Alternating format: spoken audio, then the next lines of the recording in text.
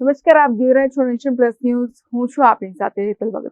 આમ આદમી પાર્ટીના ધારાસભ્ય ચૈતર વસાવાના રેગ્યુલર જામીન અરજી માટેની સુનાવણી ગુજરાત હાઈકોર્ટમાં નિયત કરવામાં આવી છે, જેમાં બંને પક્ષો દ્વારા દલીલો કરવામાં આવશે. ડેડિયાપાડા પોલીસ સ્ટેશનમાં નોંધાવાયેલ ફરિયાદના સંદર્ભમાં કોર્ટ દ્વારા ચૈતર વસાવાને જ્યુડિશિયલ કસ્ટડીમાં મોકલવાનો હુકમ કરવામાં આવ્યો હતો, જેના અનુસંધાને કાયદો અને વ્યવસ્થાની પરિસ્થિતિનો હવાલો આપીને આમ આદમી પાર્ટીના ધારાસભ્ય અને આદિવાસી સમાજમાં પ્રભુત્વ ધરાવતા ધારાસભ્ય ચૈતર વસાવાને વડોદરા સ્થિત સેન્ટ્રલ જેલ ખાતે મોકલી દેવામાં આવ્યા હતા.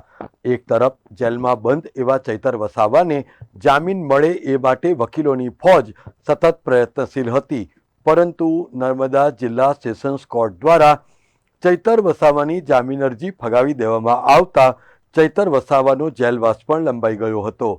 ત્યારે આમ આદમી પાર્ટીના લીગલ સેલના વકીલો દ્વારા ચૈતર વસાવાને રેગ્યુલર જામીન ઉપર મુક્ત કરાય તે માટે ગુજરાત હાઈકોર્ટનું શરણું લેવાયું હતું. જો કે સામા પક્ષે ઉપસ્થિત થયેલ સરકારી વકીલે સુનાવણી દરમિયાન વધુ સમયની માંગ કરી હતી, જેને મંજૂર રાખીને ગુજરાત હાઈકોર્ટ દ્વારા તારીખ 5મી ઓગસ્ટની સુનાવણીની તારીખ મુકરર કરવામાં આવી છે.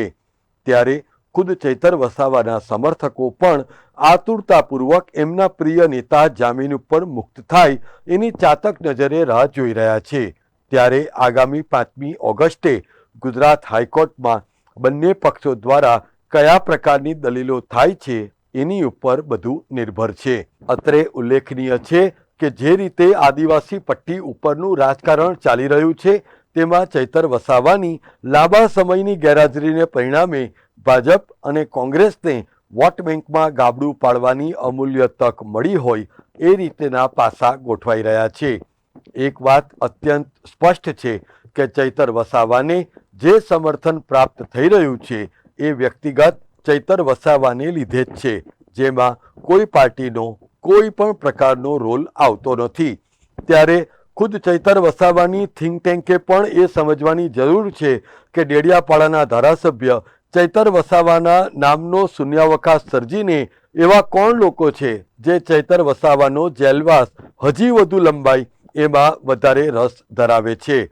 તારીખ 5 ઓગસ્ટે થનાર સુનાવણી બાદ અંબાજીથી લઈને ઉમરગામ સુધીની આદિવાસી પટ્ટી ઉપર રાજનીતિ નવો વળાંક લઈ શકે છે એવી સચોટ માહિતી નેશન પ્લસ ન્યૂઝને સાંપડી છે. આગામી દિવસોમાં ચૈતર વસાવા હજી આક્રમક થઈને પોતાની રાજનીતિ કરી શકે છે એવા પ્રબળ સંજોગો હોવાને પરિણામે એમની રાજનીતિને મર્યાદિત કરી દેવાની દિશામાં પણ ચક્રો ગતિમાન થઈ ચૂક્યા છે. ત્યારે આગામી 5મી ઓગસ્ટે શું પરિણામ આવે છે એની ઉપર સૌ કોઈની નજર મંડાયેલી છે. Bureau report, nation plus news, Vadodara. સમાચારોના સતત અપડેટ મેળવવા માટે અમારી નેશન પ્લસ ન્યૂઝની યુટ્યુબ ચેનલને સબસ્ક્રાઇબ કરો, બેલ આઇકન દબાવો અને જોડાયેલા રહો ફેસબુક, ઇન્સ્ટાગ્રામ અને ટ્વિટર પર.